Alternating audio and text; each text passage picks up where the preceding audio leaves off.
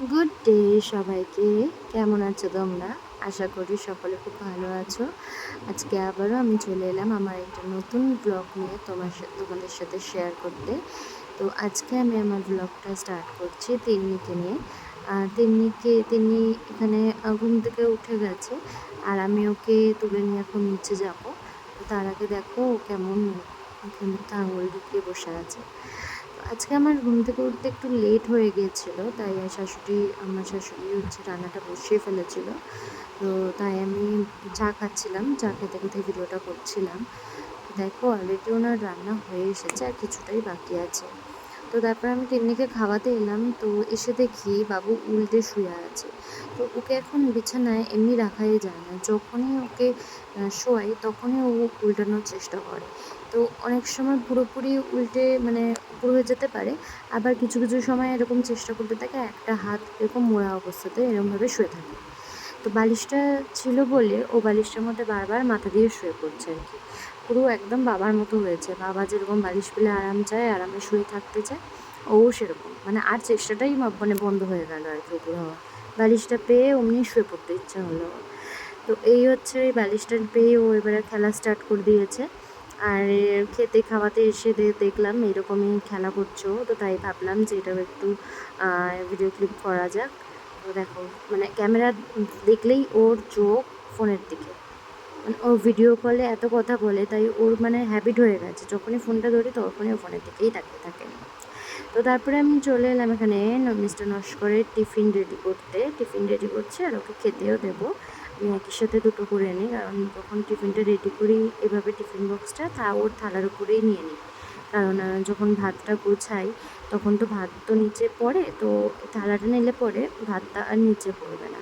তো তার জন্যই টিফিন বক্সটা থালার উপরে নিয়ে আমি ভাতটা বাড়ি। তো ওর ভাতটা বাড়া হয়ে গেছে, এবারে আমি তরকারিগুলো এক এক করে দিয়ে দেবো। তো মা আজকের চিংড়ি দিয়ে লাউ ঘন্ট করেছিল, আর লাউয়েরই খোসাটা ভাজা করেছে। দেখো, তো যারা বাঙাল আছো তারা জানবে লাউয়ের খোসা ভাজাটা কত সুন্দর খেতে লাগে। তো আমাদের বাড়িতেও কিন্তু লাউয়ের খোসা বাটাও খাই আমরা, এবং খোসাও খাই, বেশ ভালো লাগে। তো এখানে আমি মিস্টার নস্করের থালা দিয়ে খেতে দিয়ে দিলাম, আর আমি এখানে টিফিনটা আবার গোছাতে চলে এলাম।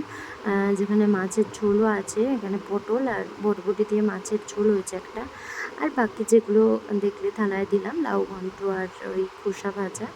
তো এইগুলো দিয়ে আমি ওর টিফিনটা রেডি করেছিলাম। তো যা খেয়ে যায় মোটামুটি তাই নিয়ে যায় আর কি। তো এই হচ্ছে মিস্টার নস্করের টিফিন রেডি, আর একটা গন্ধরাজ লেবুর টুকরো দিয়ে দিলাম। ওই মাছের ঝোল পাতলা ঝোলের সাথে লেবু দিয়ে খেতেও খুব ভালোবাসে, তো তাই ওর লেবুটাও দিয়ে দিলাম। তো এখানে আমি মিস্টার নস্কর খেয়ে দিয়ে বেরিয়ে যাবার পর এবং যা বাকি টুকটাক কাজ ছিল সব করে নিয়ে, আর তিন্নিকেও খাইয়ে স্নান করিয়ে ওকে ঘুম পাড়িয়ে দিয়ে নিজের টিফিন বানাতে চলে এলাম।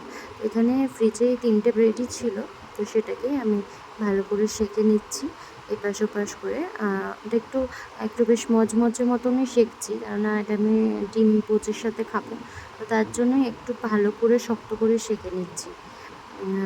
ব্রেডটা বেশ শক্ত করে সেঁকলে খেতেও ভালো লাগে। তো এবার আমি তেল দিয়ে ডিম পোচটা করব। তো সচরাচর ডিম পোচে কিন্তু বেশি তেল লাগে না, কিন্তু আমার তেলটা বেশি পড়ে গিয়েছিলো একটু। তো এই যে ডিম পোচ হয়ে গেল, আমার খাবার রেডি। এটা একটু লাউ ঘন্ট নিয়েছিলাম রুটি দিয়ে একটু খাবো বলে। তো এই হচ্ছে আমার খাবার, টিফিনের প্লেট। তো তারপরে আমি এই চলে এলাম রাতের খাবার বানাতে, যেখানে দেখছো আমি এই পেঁয়াজ কাটছি, এই পেঁয়াজ টমেটো এগুলো কাটছি। আজকে একটু এগ চিকেন তরকা বানাবো বলে। তো এখানে আমি পেঁয়াজটা কেটে নিচ্ছি, আর ওদিকে কড়াটা বসিয়েছি দুপুরের যে তরকারিগুলো আছে সেগুলো গরম করে নেব বলে।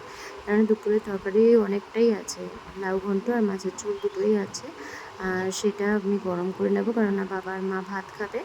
তার জন্য ওই তরকারিগুলো দিয়েই ভাত ওরা খেয়ে নেবে, আর আমি আর মিস্টার নস্কর রুটি খাবো, তাই তরকাটা বানাচ্ছি। তো এই যে লাউ ঘন্টটা দিয়ে দিলাম কড়ায়, ওটাও গরম হতে থাক, আর আমি এদিকে পেঁয়াজ টমেটো যা মশলা আছে আর কি সেগুলো করে নিই। তাই পেঁয়াজগুলো দেখতে পাচ্ছ কেটে আমি একটা একটা করে কিউবগুলো আলাদা আলাদা করে নিচ্ছি। কারণ তরকারি দেখবে পেঁয়াজ আর যদি অন্য কোনো ভেজিস থাকে সেগুলো একটু কিন্তু আলাদা আলাদা করেই মানে বেশি গলে যায় না, ওগুলো বেশ দেখা যায় সবজিগুলো। তার জন্যই আমি পেঁয়াজটা আলাদা আলাদা কিউবগুলো ছাড়িয়ে নিচ্ছি। তো তরকারিগুলো গরম করে নিচ্ছে ওদিকে, এদিকে আমার কাজও এগোনো থাক। তো তড়কা দিয়ে রুটিটা কিন্তু বেশ ভালোই লাগে, তাই না খেতে? তো আমাদের তো বেশিরভাগ দিনই নিরামিষ হচ্ছে, তোমরা দেখতে পাচ্ছ। তো যেদিন যেদিন আমিষ হয় আর কি, আমিষ হচ্ছে, সেদিন সেদিন আমি চেষ্টা করি একটু ভালো কিছু করার, যাতে মিস্টার নস্কর খেতে বসে অ্যাটলিস্ট একটু ভালোভাবে খেতে পারে। কারণ নিরামিষ দিনগুলোতে যখনই ও খেতে বসে তখনই না মুখটা পুরো বেচার মতন করে খায়। মানে ওর তো ভালো লাগে না ওই নিরামিষ কিছু খেতে, ওর বেশি মানে আমি সেই মাছ ডিম এইসব দিয়েই খেতে বেশি পছন্দ করে। তাই ও নিরামিষ খাবারগুলো খুবই কষ্টে কাটে আর কি। তো এখানে আমি চিকেনগুলো যা টুকরো ছিল, যে সাইজের টুকরো ছিল, সেটাকে আরও ছোটো ছোটো করে নিচ্ছি। কেননা অত বড় বড় টুকরো তো আর তরকারি দেওয়া যায় না, তো একটু ছোটো ছোটো, মানে পুরো কিমা নয়, তবে একটু ছোটো ছোটো করে নিচ্ছি, যাতে করে গালে পড়লে বেশি বড়ও না লাগে। এখানে তরকাটা সেদ্ধ করা হয়ে গেছে, আর এখানে আমি তেল দিলাম। এখানে আগে আমি ডিমটা ফ্রাই করে নেব, সেই জন্য আমি তেল দিলাম। আর এখানে আমি সাদা তেলই ইউজ করছি। যখনই এইসব বানাই তড়কা বা চানা মশলা বা চাউমিন, তখন আমি সাদা তেলই ইউজ করি। আমার মনে হয় এইসব রান্নাতে সাদা তেলটাই বেটার সর্ষের তেলের থেকে, কারণ সর্ষের তেলের তো একটা গন্ধ আছে। তো এইসব খাবারে ওই সর্ষের তেলের গন্ধটা কিন্তু অতটা ভালো লাগে না। তো তাই এখানে সাদা তেলই ইউজ করছি আমি। আর ডিমটা আমার ফ্রাই করা হয়ে গেছে, আবার তেল দিয়ে দিলাম। এখানে এবার আমি এক এক করে ফোড়ন, এটা আমি কিন্তু ফোড়ন দিলাম হচ্ছে মেথি ফোড়ন দিলাম প্রথমে। তরকারি কিন্তু মেথি ফোড়ন দেওয়া হয়। আর মেথিটা আমি কীভাবে নিয়ে জানো, বাড়িতে তো সচরাচর আলাদাভাবে মেথি পাওয়া যায় না, তাই আমি যে 5 ফোড়ন থাকে, সবার বাড়িতেই 5 ফোড়ন আছে, ওই 5 ফোড়ন থেকেই আমি মেথিটাকে বেছে নিই। কয়েকটাই তো লাগে মাত্র, তো সেই জন্য সেখান থেকে আমি বেছে নিই কয়েকটা মেথি, সেটাই আমি তেলে ফোড়ন দিয়ে দিই আর কি। যতবারই আমি এরকম তরকা বানাই ততবারই মেথিটা আমি এইভাবেই নিই। তো এখানে পেঁয়াজ, রসুন বাটা, আদা বাটা তো আমার এমনি ফ্রিজে থাকে, সেটা দিয়ে দিলাম। পেঁয়াজ কাটা ছিল আর টমেটো ছিল, সেটাও দিয়ে দিলাম। তারপর স্বাদ মতো নুন, হলুদ, গুঁড়ো লঙ্কা দিয়ে এই বেশ একটু কষিয়ে চিকেনটাও দিয়ে দিলাম। আর তারপরে আমি এখানে ডিমটাও দিয়ে দেবো। দিয়ে এটা ভালো করে একটু কষাবো কিছুক্ষণ। এটা ভালো করে কষিয়ে তারপরে আমি তরকাটা, সেদ্ধ করা তরকাটা ঢেলে দেবো। তো দেখো আমার তরকাটা রেডি হয়ে গেছে, আর উপরে আমি কাসুরি মেথি একটু ছড়িয়ে দিয়েছি। তো এই হচ্ছে মিস্টার নস্করের খাবারের প্লেট।